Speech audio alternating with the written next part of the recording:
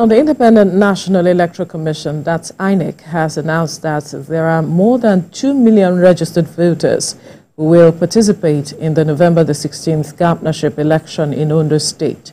The resident electoral commissioner in the state, Oluwatoyin Babalola, while disclosing this, noted that the commission is collaborating with relevant security agencies and stakeholders to ensure the safe storage and timely distribution of materials on the eve of the election.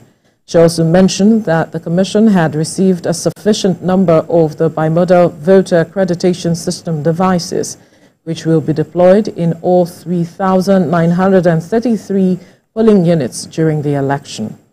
Now joining us for this conversation is Senior Special Assistant on Public Enlightenment to Ondo State Governor Olufemi Lawson. Good morning. Good morning. Good morning. It's good to have you join us. My pleasure to be here. Now the question would be, how prepared are the people of the state with regards to the coming election? We saw what happened in Edo State. You were here. We had that conversation. We had over 2 million persons collect their PVCs, but at the end of the day, not up to 10% of that number. More than that, though, but it wasn't up to the number that people desired would turn out to vote at the end of the day. So that's why I'm asking the question, how prepared are the people, or what are they looking forward to?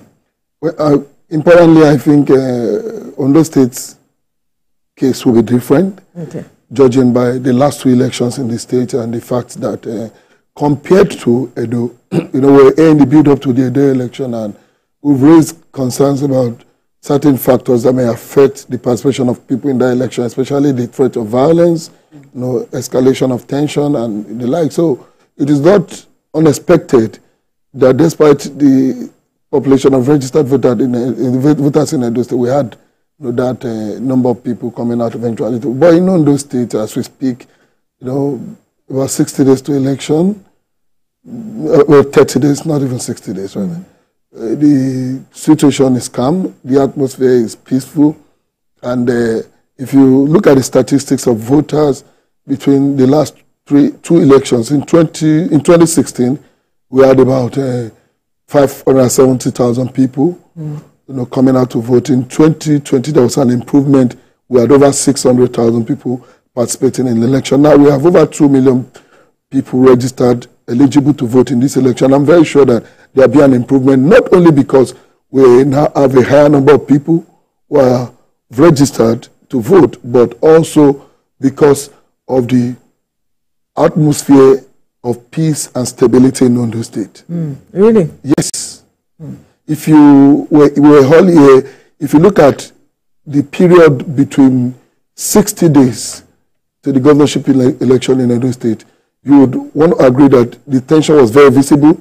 At some point, even the outgoing governor said it was going to be a do or die affair. So these were issues that would naturally demobilize citizens from participating. Nobody want to get involved in a process where it will likely do or die. But in the case of Ondo State, despite the fact that we have major politicians participating in this election, the first being the incumbent governor, Governor Loke Aiyedatiwa, we also have a former deputy governor who is a candidate of the major opposition party, the PDP, Honorable Agbola Ajayi.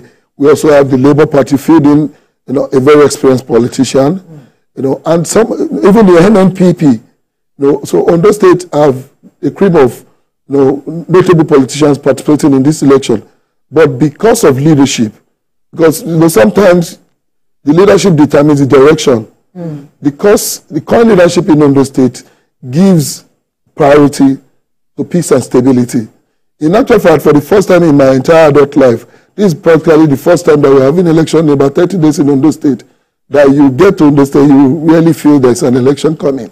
Because normalcy is the order of the day, and politicians are taking toll. Because when you have a governor who is ready to escalate tension, who is ready to engage in do or die, then you should expect his opponents to also tow the same part. Everybody seems to be civil. Everybody seems to be working in line with engaging the citizen in every possible democratic manner and peaceful manner, because even the governor has shown an example And that is the situation in Ondo State. Yeah. Interesting. All right. So before we, focus on how conducive the Ondo environment is for the opposition to thrive, to also, have their campaigns. I mean, these were some of the issues that were raised in the Ondo election. Another key group that should be acknowledged here, according to the Residents Electoral Commissioner, says about 726,944 youths. I mean, to an extent, some have made some complaints about a level of political apathy. But with the figure here, we see that there is a level of involvement. So what's your expectation for the youth in this election?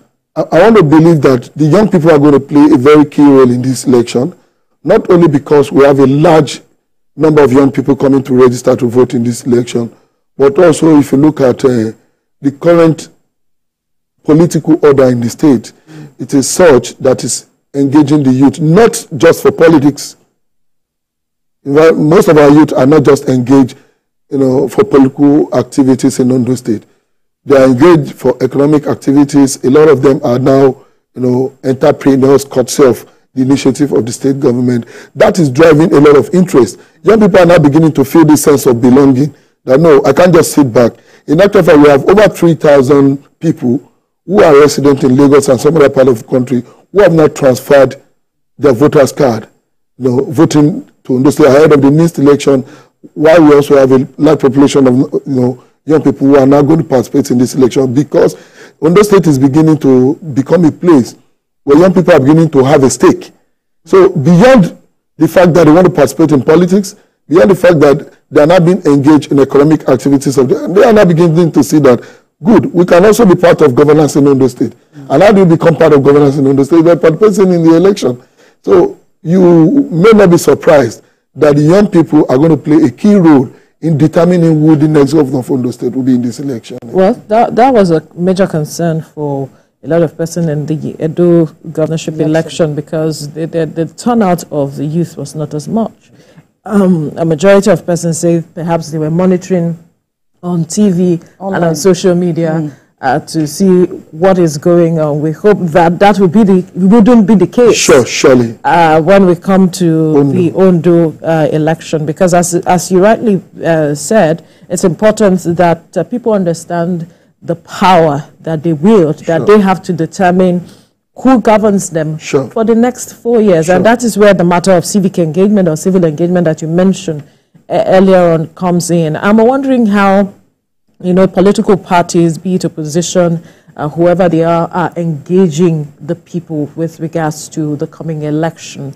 That is one thing that some persons mention when you're talking about the Edo State governorship election, that most of the politicians do not go to the grassroots to really speak to the people, because they are the major chunk that come out to vote at the end of the day, that the people were not connecting with these people. Not only are the politicians not going to the grassroots, the truth is that our political parties in Nigeria majorly have abandoned some of their fundamental responsibilities, which includes voters' education. A lot of times you actually know that some of these political parties exist during the election. Yes. In actual fact, we are going to be having 18 political parties participating in this election, and you'll be surprised that you've not heard actively more than 3, 4, 5 in the last 4 years of your being in that state. Maybe having one program or the other. A lot of our political parties exist mainly for the purpose of election, which is very unfortunate. If you look at part of the responsibilities of political parties in the guidelines of the INEC, even in the Electoral Act, even in the constitution setting up these political parties, part of their key responsibility is voters' education. But how much are these political parties doing in terms of voters' education? Because a lot of times we would like to push this on the table of INEC. It is not the duty of INEC. Voters' education is not the duty of INEC. It is the duty of political parties, and as a case, in some cases, and of course, the orientation agencies. And that is why Ondo State Governor deliberately, created, a portfolio for citizens' enlightenment, public enlightenment, even beyond Ondo State. For today, whatever we are doing in Ondo State is not only known to the people of Ondo State, but people even outside Ondo State. Political parties have a responsibility, in fact, a statutory responsibility to educate voters. Not until you want to campaign and you want to go to those villages. And that is one of the reasons why you talk about this voters' apathy. In actual way, there are places where people don't actually know their elections until about 1 week or two to the elections. If political parties are playing their role by not waiting for the next 4 years of elections, by organizing programs, sensitization, it will even help these political parties because the citizens will have a connection. Now, no, we are not just seeing you a week to election. We've seen you talking to us about voters. INEC had continuous voters registration, you know, in Ondo State prior to this election coming in November 16. How many parties actually went to town to mobilize people to register for voting? How many party is currently speaking to people that we are going to be receiving our permanent voters card in the next couple of days for people who participated in the CVR? How many political parties are doing that? We are waiting for INEC or possibly whatever announcement the state government will be making. No, the parties must take up this responsibility of educating voters. It is part of their statutory responsibilities, even by law. So how far have they gone in Ondo State? It has not been fair except for what role the government has been playing. For the government of Ondo State, beyond partisan interest, is interested in getting the people to participate in this election. And that is why even the governor, having not officially started this campaign, at every forum has sensitized the people beyond asking them for vote, that this is about the destiny of our state and they should participate. Okay, we need to quickly go on a break. When we return, we'll continue this conversation. Stay with us.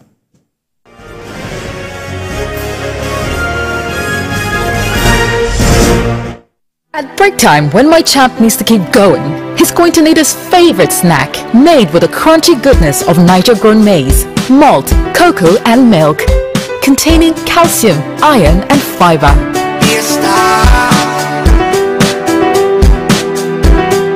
Break time is crunch time, so give your champs this delicious crunchy delight to keep them winning all day. Milo and a snacks, snack of future champions. Milo!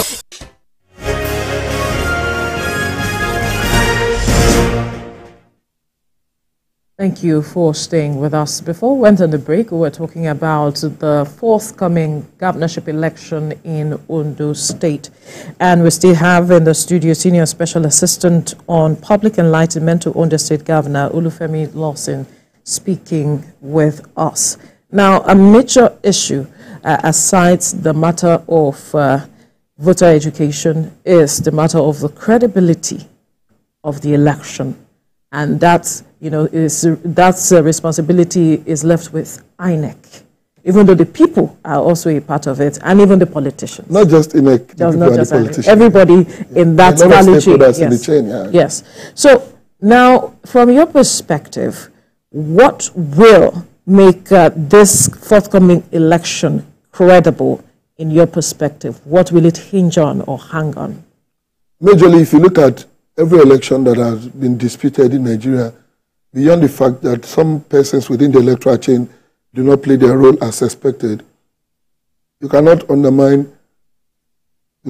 out the role played oftentimes by desperate politicians who want to win election at all costs, who think elections is a do or die affair. But when you have people who are coming into election as Democrats, who believe the ultimate power to determine who wins this election, is in the hand of the people, then you should be assured rather that you have an election that will be judged, if not totally credible, as free and fair by all standards. In the case of, a lot of times when there are elections and the result comes out and it's been disputed, everybody feels, oh, it's INEC. Do we forget the role being played by other stakeholders within the chain? What role are the security agencies playing prior to the announcement of this result? What roles have the politicians played in this process that is leading to the announcement of this result? But looking forward to Ondo State, we are expecting that the election will be credible because currently we do not have so much of desperation. Well, there's still 30 days. Yes, like I said, currently we do not have so much of desperation even from people who are just in the race for merely trying to register their presence. Also, we are expecting that other stakeholders within the chain will support the effort of INEC, particularly security, because a lot of time we have come to finger the role played by security agents in these elections. A lot of time people will come and put the police on the line for playing one role or the other in support of one political interest or the other. We are expecting that everyone that's going to be the media, the civil society, the security agencies beyond the police and other paramilitary organizations, and most importantly the politicians who play by the rule by ensuring that let us give the people the ultimate power to determine the winner of this election. So that is very important, and if we are able to do that as a government, like I told you, the government of Ondo State, by all indication that is visible, is not looking like one man wants to win election at all costs. It has not been his philosophy, even though he will win. Yet, can conclude. Yet, I want to sincerely commend most of the candidates that are participating in this election for the manner in which they've carried themselves, in the build-up to this election. While we are commending politicians in Ondo State, we must also be able to commend other stakeholders, particularly the security agencies, when the time comes, so that nobody comes tomorrow and say, no, the election would have been credible if not for the role played by so. So we'll continue to impress it on politicians to keep engaging in democratic manner that we're currently experiencing, while also imploring other stakeholders, particularly security agencies. The media has been very fantastic, especially in the report of the last off-cycle election in Edo State. So we do hope that there will be an improvement also on the part of the media, but the security agencies are very key in ensuring that we do not allow the process to be hijacked by any desperate group of interest. Yeah. All right, so let's talk about, roads, infrastructure. I mean, this was part of the issues that we saw in the last election. You talked about taking responsibility. And I know some part of Ondo State has rivers and all that. How is the state government working to ensure that those people across the river are not sidelined during the election as against what has been there in recent times? Well, for us in Ondo State, the current administration is not only investing in infrastructure. The administration of Governor Lokayodatiwa is building an Ondo beyond. At some point in Ondo State, we may not be talking about road building classes any longer. We are building a future for Ondo State. Building a future means beyond the roads, beyond the blocks of classrooms, the health centers, the administration is building the people. And how are we building the people? By educating them, enlightening them. And for the election, our state is a state where you have the average person is politically conscious. And irrespective of where you are located in Ondo State, you can be assured that the average Ondo State person will participate in this election. I know there are usually logistic challenges because of our terrain in the riverine. But when you talk about the land, there's no part of Ondo State today that you cannot access by road in the upland. But in the riverine area, of course, the government recently, the Ondo State Producing Area Development Commission is clearing waterways. It's part of, the foresight that if tomorrow we have the need to travel to some communities and the waters are occupied by ice scent and other things that could impede movement, what do we do then? The state is doing that. So waterways to us, particularly in the southern part of the state, is like the regular motorways here in Lagos. So we take it seriously. The state is doing a lot in ensuring that there's free movement. And beyond the waterways, even now, only a few days ago, the government launched the construction of a road in that part of the state. So beyond the fact that people can travel by the water to various communities, roads are also being built along the riverine communities to link some of these communities together, not because of election, but to also make life more meaningful to our people. Well, we may say not because of election, but people would still ask questions, why wait until now? But then that's not the issue. Let's come to INEC itself. INEC has always had to bear the brunt, the major brunt of whatever goes on with regards to election. We saw what happened in Edo State, and some politicians, you talk about, because it is my word, this is where I vote, that's why some materials were delayed and all of that. How do you think INEC should perhaps build on the confidence of the people for this election, ensuring that it's, cross all the T's, dots all the I's, ensure that there's some level of transparency, so people see that there's transparency and they can trust INEC to deliver at the end of the day?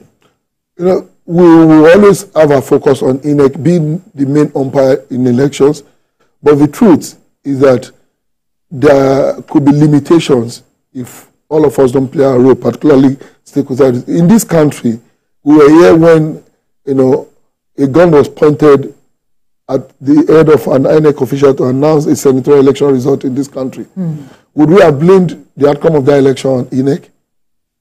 So as much as we expect neutrality on the part of INEC, we expect efficiency in deployment of materials, logistics, in deployment of personnel on the part of INEC, ensuring that this process is credible in the overall is more than INEC. In fact, if we have election conducted in this studio room this morning, and we have to transport the result of that election to the next street as our collation center, if there are no security covers and some thugs are waiting by the corner outside there, and these results become hijacked, do we still blame INEC that has conducted the election, that has recorded result?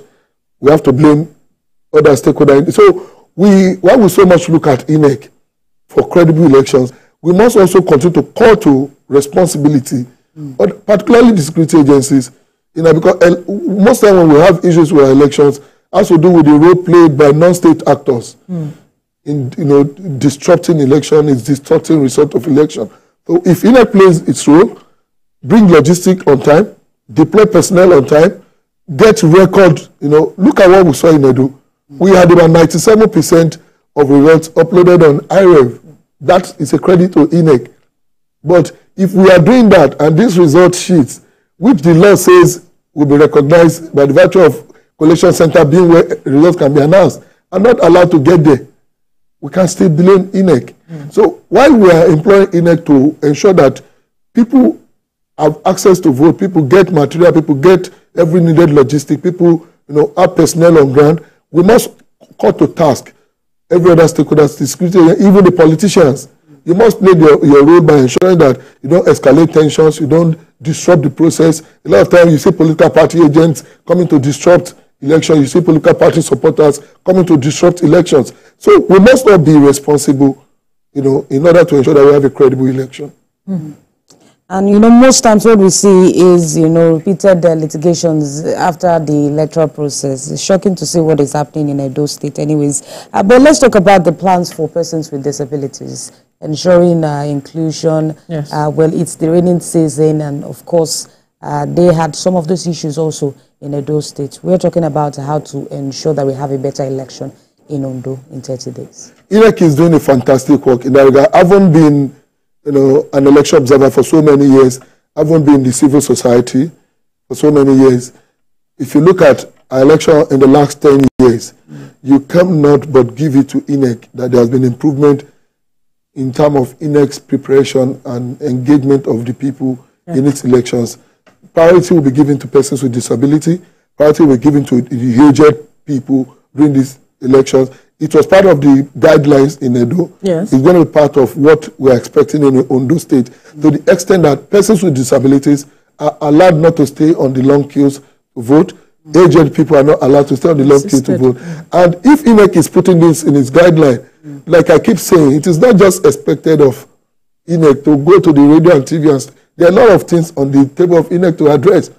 Now, as a political party, as you know, government, we have a responsibility to tell our citizens that when you get to the queue and you find somebody on the wheelchair, somebody with visually impaired or whatever disability, the responsibility is on you to allow that person to go vote before you. You find an aged woman on the queue, you don't allow that person to stay behind you. The guideline is that you allow that person, you know, so that is the area of education that we keep emphasizing on. And it is not what INEC should do.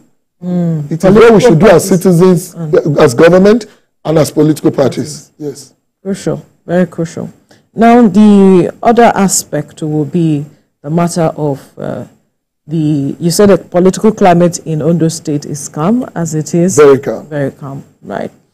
But there are things that the people of Ondo State desire as a people, and I want you to talk to that with regards to that aspect. What are the people looking forward to in the hands, in whoever wins at the end of the day? Although you are sure that the governor will win the second term, of course, there are those who will say that, but the people desire something. What is it?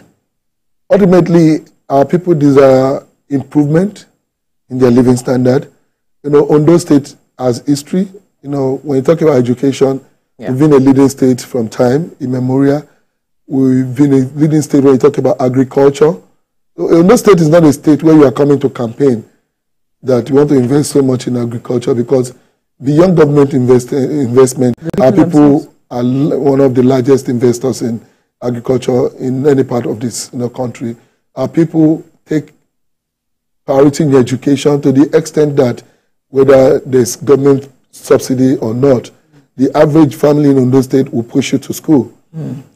But as a people, we yearn for better life. Better life in areas where we believe government can make improvement, even including education. And that is why, after a very long period, the state has resumed the payment of scholarship and bursary for students.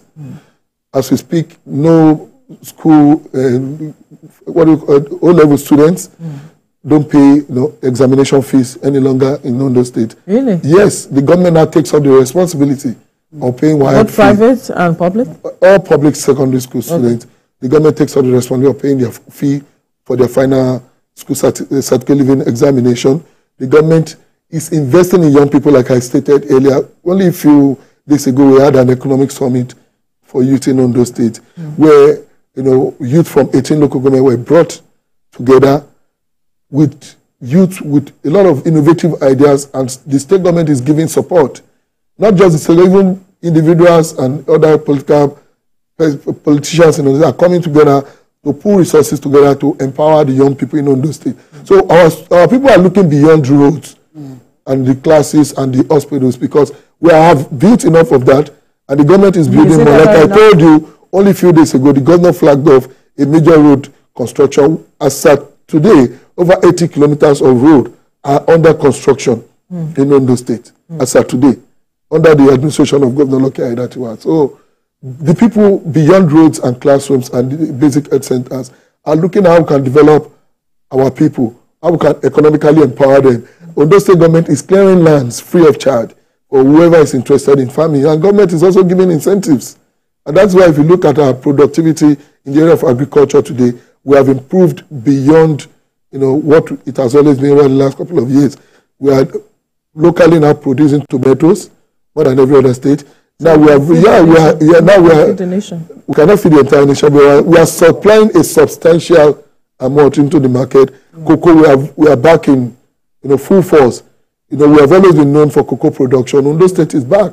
So a lot of things that the government is doing beyond building roads and physical infrastructures, that people are expecting that there will be an improvement upon in the next couple of years. So, the reason why we're actually, talking about this is because most times when you interact with residents in a state, they say that it's not really reflecting personally on their lives what the governor or what the government itself is doing. We're looking at states that, can generate enough IGR that can contribute positively to the nation at large. But how is Ondo faring in the area of, IGP, revenue and all that? Yes. For us, this governor is just about 10 months in office. He's succeeding his late predecessor, Governor Rotimi Akeredolu. So, though he has sustained the policies of, because he was part of that administration, so a lot of policies and programs of that administration have been sustained. Now, if you look at Ondo State in the last 8 years, compared to the past, the Ondo State has been able to raise, its capacity in internally generated revenue. And how we've been able to do this is because the state is creating opportunities for investors. In Ondo State today, we have a large industrial park in Ore, where, as I speak to you, people come from Lagos to purchase textiles. There's a major textile factory. There are chemical factories. There are agro-like industries in Ore, the Lingi Industrial Park. A joint partnership with Ondo State government and the Chinese government. And all other effort, like I said in cocoa production, like I said, Ondo State is giving incentives, so whoever wants to farm, your own is show interest, you get land allocation, it's cleared for you by the state. Easy. Yes, it is a way of promoting, the interest of our young people mostly in agriculture and other economic, activities. So for the average person in Ondo State, they are interested in being productive, and that has helped the state, not only in the area of productivity, but in the area of earning more. And that is why, over the period of time, our internally generated revenue has increased beyond what it used to be some 8 years ago. And I do hope that what the government has been able to do, at least in the last 6 months, under the 10 months of the leadership of Governor Idatiwa, I can assure you that in the next couple of months, the results are going to be tremendous to the extent that it will also visibly show an improvement in the revenue capacity of Ondo State. Interesting. But let me come back to the issue of INEC, because I know that you're also talking in both ways. Yes. As an observer and also a politician, so to speak. But let's come back to INEC quickly, because that's the major focus. INEC is still looking at the matter of its credibility and all of it.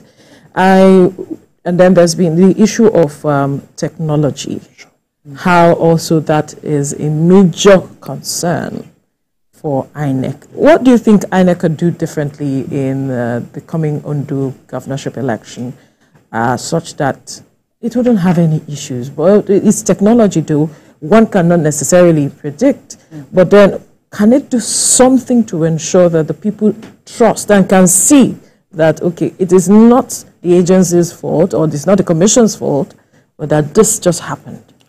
Firstly, technology is very important.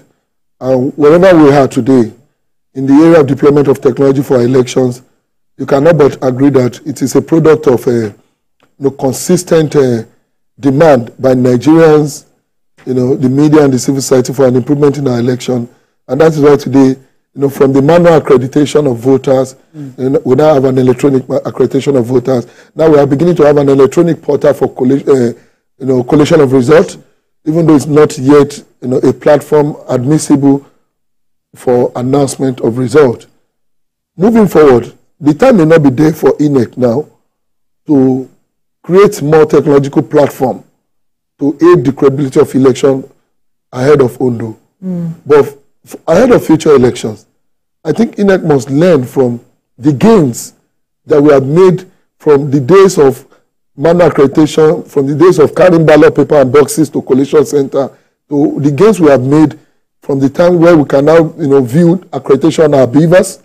You can't just announce results today. It can be faulted by the court. You can't say you got 100 when only 20 people were accredited on your beavers. So that's an improvement. And this is not majorly an achievement of INEC. It's an achievement of stakeholders, particularly the civil society, who have consistently worked with the National Assembly.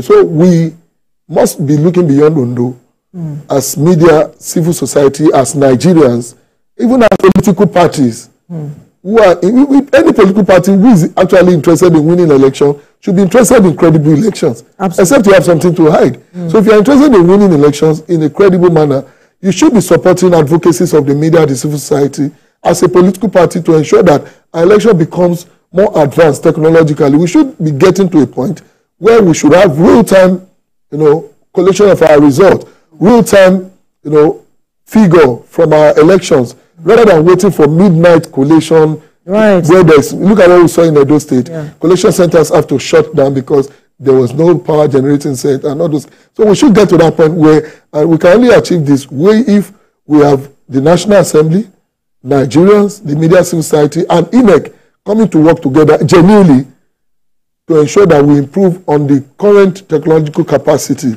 that we have built in our elections. So, Ondo, because the time is very limited, INEC must ensure that even the beavers are so prepared enough that we don't have incidences of non-functional beavers. No, the REC said in that report that, of course, the beavers are available and they are being prepared for the election. Yeah. The INEC must also ensure that the EREV, which of course ensures transparency, is made effective as much as possible, and ultimately now begin to work between now and 2027 in a lot of time. Yeah. We can begin to work together to ensure that we build on our technological capacity so that we can make our elections more transparent and credible. Absolutely. That's a fine place to leave the conversation. We must thank you, Olufemi Lawson, Senior Special Assistant on Public Enlightenment to Ondo State Governor. Thank you so much for your time. Thank you very much. My pleasure. Right. Now, there are so many questions and myths surrounding the use of vehicles with compressed natural gas, since it now seems to be the way out for the hike in pump price for many Nigerians. But how many people can afford the cost of conversion? Helen Osamide Akin stressed